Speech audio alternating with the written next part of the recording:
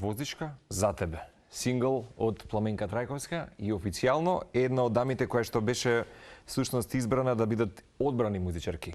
Токму на дел од проектот и дел од програмата фестивал Жените од светот во онаа програма на композиција и продукција на дигитална музика со наслов Мојот град, мојот глас во Турција, во Истанбул. Веќе неколку дена таа се вратена што се вели Пламенка и беше повод прилика да ти имаме денес во студија, ама се случува коинциденција денес во 12 часа да ги пратиме и да ги упатиме сите во Скопскиот Сити Мол заедно со Пламенка Трајковска и Годачкото триено уште еден концерт.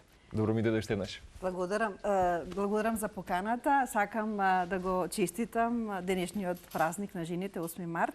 Навистина ми е многу драго што еве денеска ме поканивте, што може да разговараме за тоа што се случуваше во Истанбул, да може да го најавиме нашиот настап денеска во 12 часот во Рамстор Мол, каде што како Гудачко трио ќе настапи мојата екипа со која што долги години работиме. Имено ова е дополнително она што можеби на некој начин се надополни вака полето на музиката и биографијата на Пламенка Трајковска.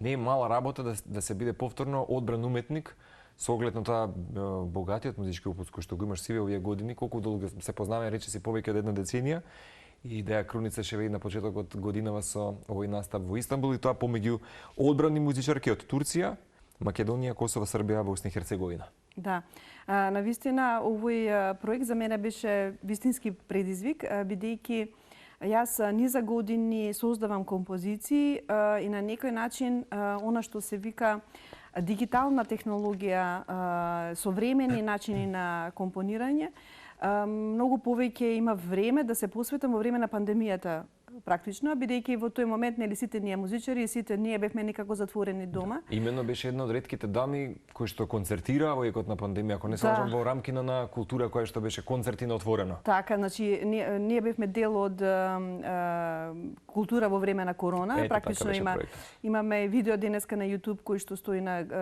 сајтот на град Скопје, како гудачки квартет, кога изведовме класична музика, меѓутоа јас дополнително направив еден солистички концерт, музика и филмска музика и виолина во пандемијата. Меѓутоа практично тој момент беше кога многу научив за таа дигитална технологија која што може да се употребува во компонирањето и во едитирањето на видеата. Беше ригидна на почетокот Пламенка со оглед на тоа дека нели понекогаш дигитализацијата сега некако го зема големиот чекор.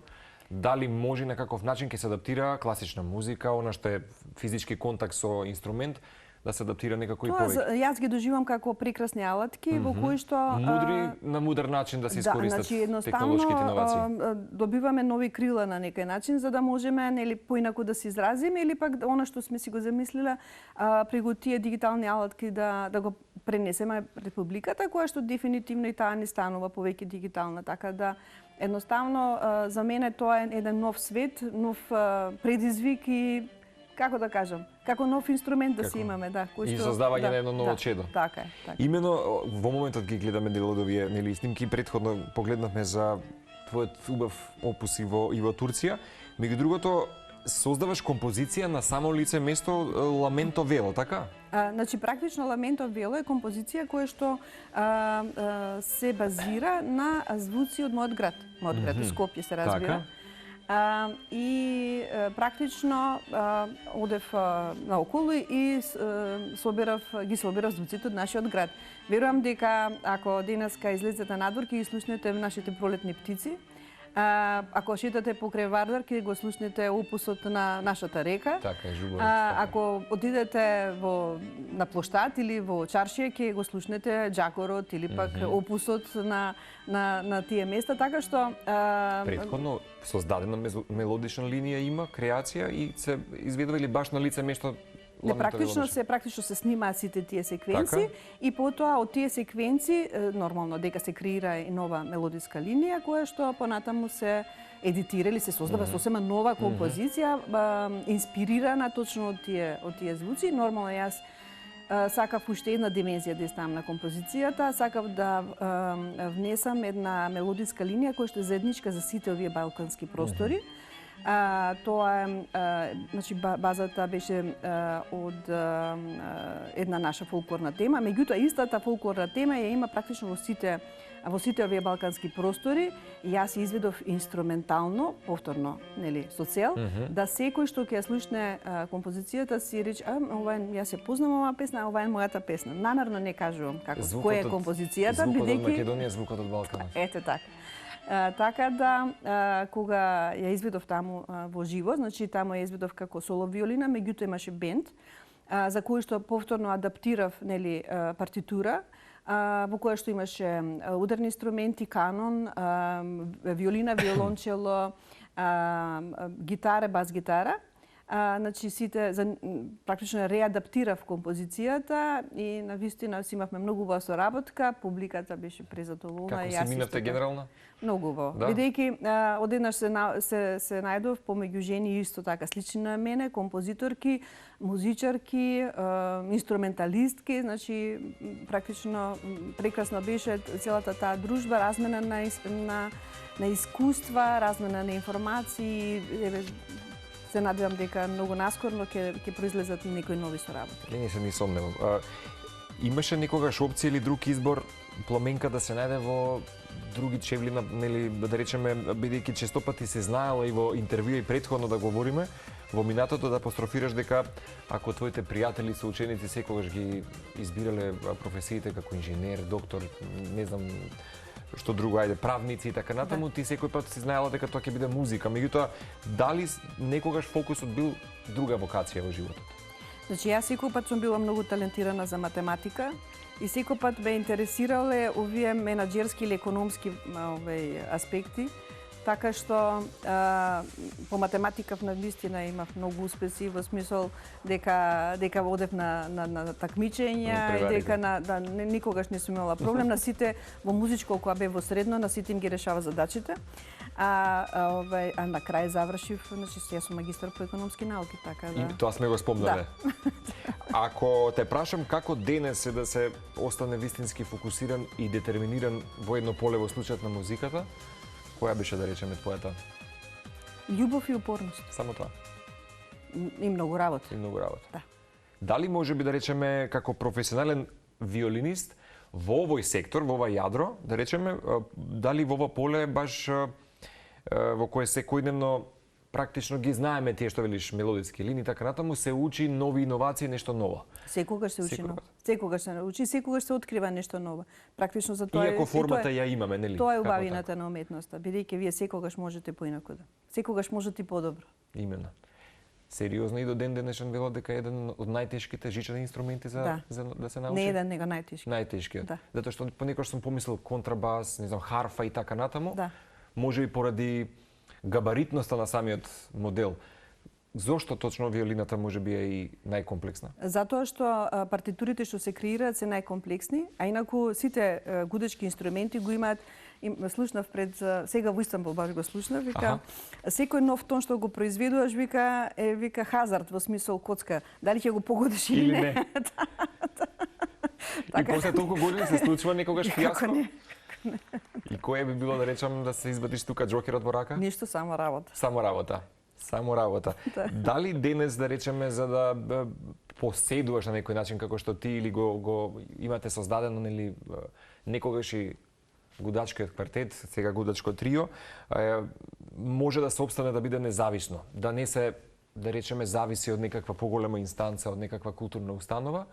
И ако те прашам на кој начин може би да се остане успешно независен, за да нема практично, ајде да ќе кажем, донации или партнершип во нештото. Да, практично сите овие години работам на тоа поле, значи ние не сме ниту трио, ниту сме квартет, туку сме 12 музичарки во кругот, значи делуваме како едно музичко јадро, кој што се нарекува Пламенка Трајковска мали камерни состави.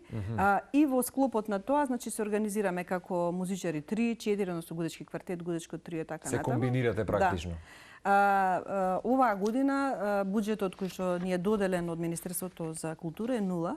Меѓутоа, ние можеме да се пофалиме дека и оваа година, како и минатата година, ќе имаме повеќе од 100 настани. И покрај тоа што буџетот е нула, аплицирате секоја година? Ние практично уредно аплицираме секоја година во Министерството за култура, меѓутоа некогаш Министерството не препознава, некогаш не препознава, меѓутоа ние искрено, значи си разговараме за тоа дека нашата музика ја креираме за нашите луѓе.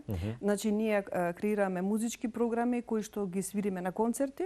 Нели, нормално има и фестивали, има институции кои што создаваат прават концерти, ние сме редовно поканети на нивните, да кажам, манифестации. Исто така соработуваме со компании за нивните настапи. Дури и интерпретираме музичка програма за некои, да кажам, приватни настани.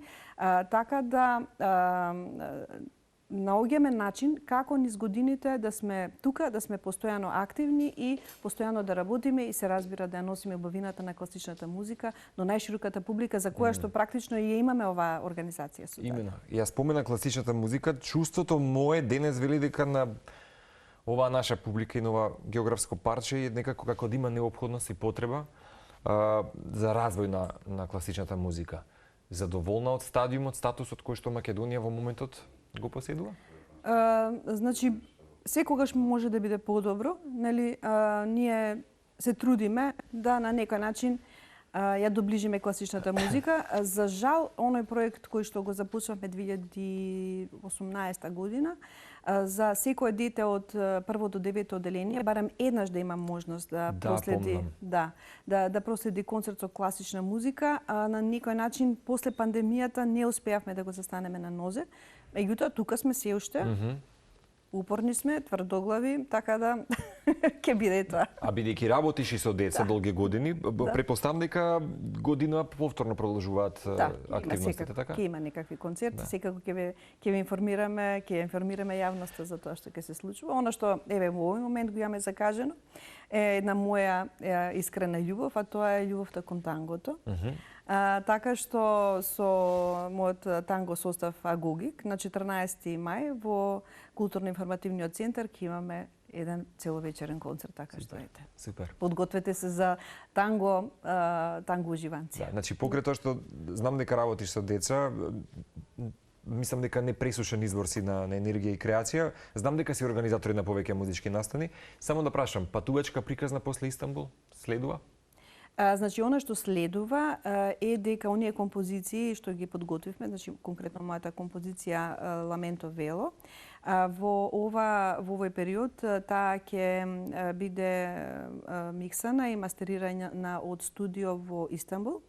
На почетокот на април веќе значи ќе се подготви албум од сите новосоздадени композиции, тие ќе бидат светски достапни преку Spotify, преку сите онлайн музички мрежи, да. Сега ќе ми простиш ако погрешам, меѓутоа апасионато и веќе имаме 12 години од неговото издавање. Така, се случи некаков компилацијски проект, после тоа не се сеќавам, барем како студиски проект. 2018 година се одлучив дека ќе креирам едно CD наменето за детската публика.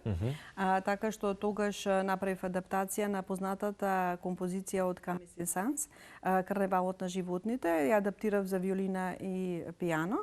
Таа ја снимавме заедно со Весна Тасевска и практично тоа е уште еден албум кој што го продуцирав. Изминатите години, секоја година се трудев барем да има еден сингл кој што е мој личен, да кажам, впечат, како што беше првата композиција што ја отсвирев, и по уште една композиција која што е базирана на фолклорна тема. Така што она што беше последно, значи во август месец по повод Илинден, ја промовирав композицијата Ајде бегаме Моривасе. Воздишка за тебе практично е исто мојот последен сингл од ова.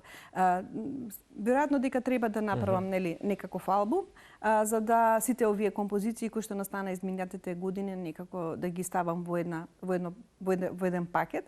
Меѓутоа се надевам дека тоа многу брзо ќе се случи, затоа што реално како што ги гледам плановите дека можеби веќе до година ова време ќе имаме нов албум. Ќе имаме нов албум на Пламенка Трајковска. Уште да ги потсетуваме 12 часот во Рамстор. Во Рамстор уживање со Гудачкото 3 и Пламенка Трајковска.